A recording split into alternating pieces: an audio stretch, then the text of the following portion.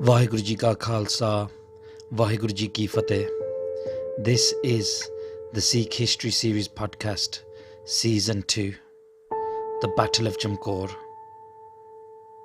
Episode 1, Leaving Sri Anandpur Sahib. In this season of the Sikh History Series podcast, we are going to briefly go over the Battle of Chamkaur Sahib, the greatest battle to ever take place in the history of the known universe. A battle in which few stood against many. A battle in which courage, bravery and commitment to the Satguru overcame all odds.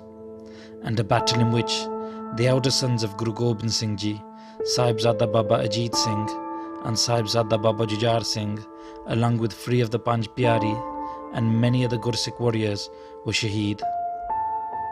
To go over this episode in history, we will be using three Itihasic Granths historical texts, as well as the information passed down to me through Sakhiyan told to me by the Nihang Singh elders while living in the Dalpanth.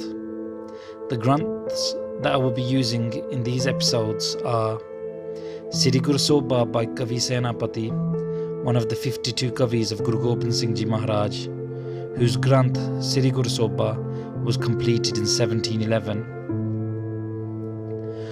Suraj Prakash Granth, written by Kavi Santokh Singh in 1843, and Zafarnama by Sahib Sri Guru Gobind Singh Ji Maharaj themselves, The Episode of Victory, a letter sent to the Mughal Emperor Aurangzeb following the Battle of Chamkaur.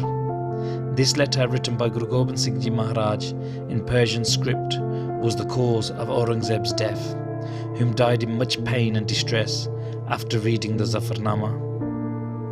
So, we are going to start this episode around the time Sri Guru Gobind Singh Ji leaves Sri Anandpur Sahib. In Sri Anandpur Sahib, the Khalsa were conversing with the Guru. Their wish was to leave Sri Anandpur Sahib fort after being sieged inside for many months and supplies running very low. Starving of great hunger with little or no food or medical supplies, the Khalsa pleaded with the Guru to leave. Maharaj Guru Gobind Singh Ji told them to remain here for 7 more days. If you stay here for a few more days, you will get everything. You will have Raj and rule the whole world. But these beloved Gursikhs, whom had been through battles and were dying of starvation, asked to leave. They were not able to stay here for another 7 days. Due to the requests of the Singhs, the Sangat and Mata Gujri Ji, Guru Sahib accepted their request and left the fort of Sri Anandpur Sahib. Such was the humility of the Guru. Guru Sahib had with them roughly 500 Singh warriors. Also with the Guru at this time were Mata Sahib Deva Ji, Mata Sundari, the elder and youngest Sahibzade, and the Guru's beloved mother, Mata Gujri Ji, as well as many other members of the Sangat. First sending the women and the children, the ill and the elderly, other members of the Sangat and residents of Anandpur Sahib whom were caught in this war and besiegement, they left guarded by a battalion of the Guru's beloved Nihang Singh warriors, the Ladli Forge. In carts and trolleys they left with all their belongings, whatever they could carry. They all left the fort at the same time. Guru Sahib was the last to leave with his army of Gursikh warriors. Guru Sahib left after doing Ardas, requesting the blessings of Guru Tegh Bahadur Sahib Ji that we are leaving your holy lands. Please keep this place in eternally high spirits and Chardi Kala, and bless the Khalsa Panth and watch over them. Guru Sahib asks the Singhs if there is anyone whom in their heart has unwavering love for Guru Tegh Bahadur Sahib Ji and will remain behind to look after this area and Sri Seesganj Sahibastan, where the head of Guru Tegh Bahadur Sahib Ji, was presented before the young Guru Gobind Singh Ji. A Sadhu Sant Udasi by the name of Baba Gurbaksh Das, whom was present, received the blessing to stay behind and look after the Asthans of Sri Anandpur Sahib. Guru Gobind Singh Ji gave the Udasi Baba Gurbaksh Das the blessing that he will never experience any difficulty or pain as he remains behind to do this great seva. And tells the Singhs present for many hundreds of years, the Khalsa will always gather here and have great Jor Mele, and many thousands of Singhs and Singhniya and Sangat will come here from far and wide to congregate. There will be divans, langars, great feats of martial skill displayed here for many hundreds and hundreds of years to come. After this, Guru Gobind Singh Ji Maharaj mounts their horse, flanked by their loyal warriors, including Bhai Alam Singh Ji, Bhai Udey Singh Ji, Bhai Bachittar Singh Ji, Bhai Nahar Singh Ji, Bhai Sher Singh Ji, Bhai Mohkam Singh, Bhai Himmat Singh, Bhai Daya Singh Ji, and many other Khalsa warriors, including Baba Ajit Singh Ji and Baba Jujhar Singh Ji, who ride alongside and behind the great warrior Guru as they leave Sri Anandpur Sahib for what would be the last time. Once they pass the area of Kiratpur Sahib and have travelled further, that's when the Mughal forces and Hindu hill chiefs realise the Guru and the Khalsa have left Sri Anandpur Sahib, and in great haste they take up pursuit and attempt to chase down and capture and kill the Sikhs. Those after the Guru and the Sikhs at this point were a mixture of 22 kingdoms, 22 royal Hindu hill chiefs, as well as the Mughal army led by Wazir Khan, a disgustingly vile and sick individual without any moral or ethical code. And it was Wazir Khan whom had responsibility in the shaheediyan of the Chote Sahibzade, the younger children of Guru Gobind Singh. The enemy armies at this point numbered are approximately around 8,800,000, but with the Guru and his family are 500 warriors. In the Sahi Tibbi area, the pursuing bloodthirsty enemy forces attempt to close in on the Khalsa warriors, shouting out to capture and kill any Gursikh they can, chanting "Kill, kill" as they chase after the Sikh congregation. Sahibzada Baba Ajit Singh, with a loyal band of highly skilled Nihang Singh warriors, turned back and engaged the oncoming horde of enemy warrior forces to hold them back, saving the lives of the sangat present. Baba Ajit Singh stops the forces dead in their tracks. He is showing them what a mistake it was to bring trouble to the Khalsa. With his bow in hand and the Singh warriors at his side, they are all firing at the enemy. He is ripping the chests of the enemy open with his deadly arrows, killing them where they stand, leaving them unable to beg for water. They scream out in pain, saying "Hi, hi" as they die. They are falling off their horses in great number after being shot by Baba Ajit Singh and the Nihang Singh warriors. Baba Ajit Singh is a great warrior in battle, and he definitely lives up to his name, Ajit Singh, the one that cannot be defeated in battle. For the safety of the Vahir, the Khalsa families, the elderly, the young children and women, Baba Ajit Singh is fighting, keeping the enemy at bay, keeping them out of harm's way. Guru Gobind Singh Ji Maharaj, on hearing the fight commencing, hearing such a great noise from the bloody battle, Guruji looks back and sees Baba Ajit Singh fighting in the thick of battle, keeping the Mughals at bay. Guruji calls upon the great warrior Mahabali Jodha Baba Udey Singh Nihang Singh, one of the Jathedar leaders of the Khalsa Panth forces. Baba Udey Singh Ji was the son of Bhai Mani Singh and the brother of Bhai Bachittar Singh. He was a warrior whom chopped off the head of the egotistical warrior Raja Kesri Chand in the Battle of Anandpur Sahib, bringing his head back on the tip of a razor-sharp spear, Barsha. Guru Sahib sends Bhai Udey Singh with a jatha of 50 warriors to the rear to fight off the pursuing enemy forces. Before leaving, Bhai Udey Singh Ji and his men matha tek, bowing their heads to the feet of Guru Gobind Singh Ji, saying their final fateh. And from the Guru they receive their final blessings, as they know they will not return from this battle.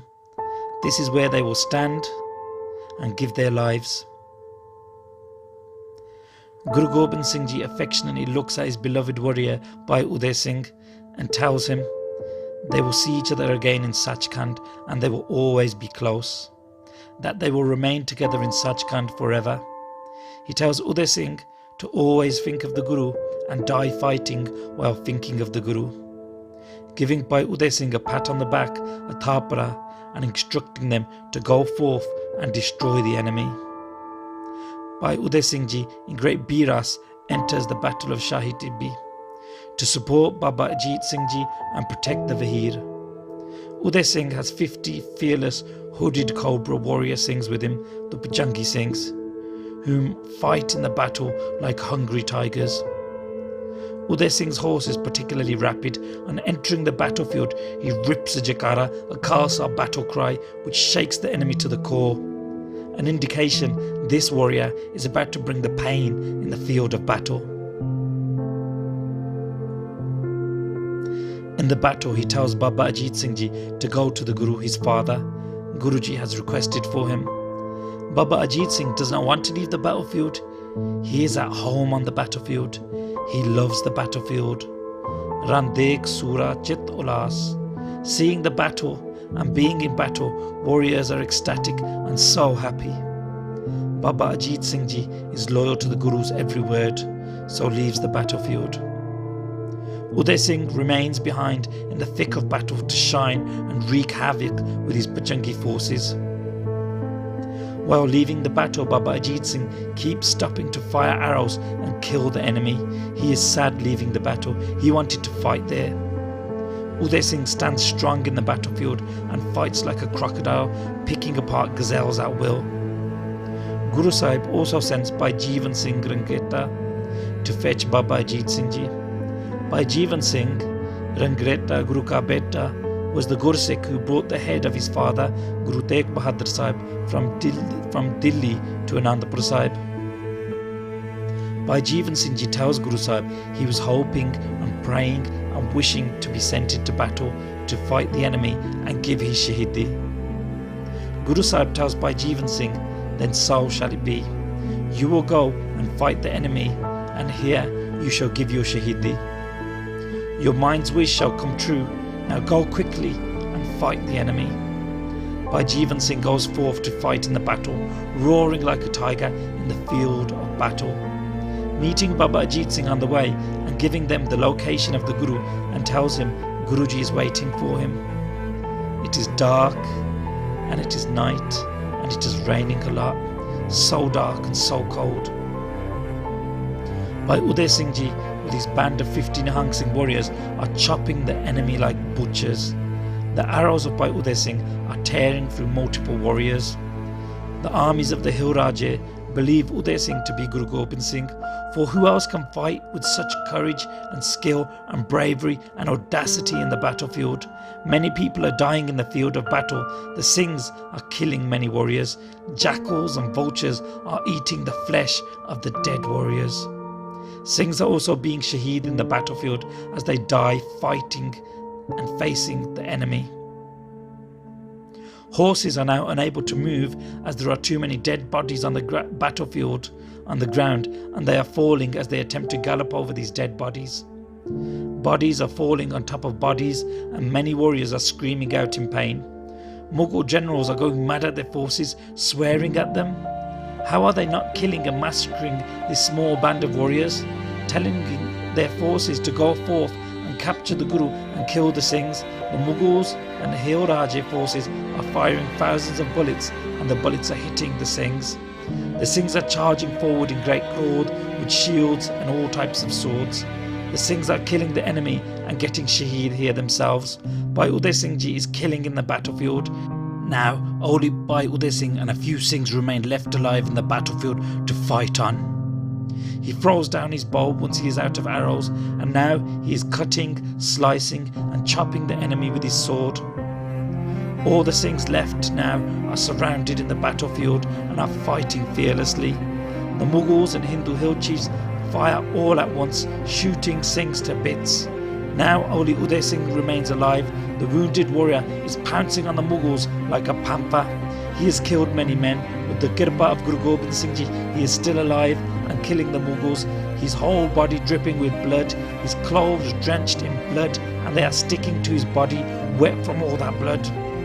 But he still fights on, chopping and hacking the enemy. Chunks of their flesh and limbs are falling to the ground. The Mughals are screaming "Mar, Mar" as they close in on Bhai Udey Singh. But as they get close to Bhai Udey Singh, they are scared to step forward, as if Bhai Udey Singh is like raging hot fire, and they are scared to step close, scared and afraid to face the heat. They are trying to save their own lives by avoiding the fight with Bhai Udey Singh Ji in the battle. Bhai Udey Singh Ji has been fighting the oncoming forces for 4.5 hours, keeping them at bay. After which Bhai Udey Singh Ji is hit with a barrage of bullets all over his body. He is hit and he is bleeding, and then he is shot in the forehead. A bullet hits him from sniper fire from one of the Mughal forces' matchlock sharpshooters. Bhai Udey Singh Ji is shaheed before his body even falls forward and hits the ground. Thinking of nothing but the true Guru, Guru Gobind Singh Ji, Bhai Udey Singh is shaheed. Bhai Udey Singh Ji falls forward facing the enemy with his shastra still gripped tightly in his hand. All the warriors in the battlefield are saying, "Wow, there has never been a warrior like this before. They have never faced a warrior of this caliber." Fighting and dying on the battlefield, Bhai Udey Singh Ji and his 15 Nihang Singh warriors have saved many lives and gained the Khalsa Vahir much time to get away safely. And this draws us to the close of this first episode. And in the next episode, we shall hear about the crossing of the river Sarsa by the Guru, his family and the Khalsa. Bhul chuk maaf karna. Vaheguru Ji ka Khalsa, Vaheguru Ji ki Fateh.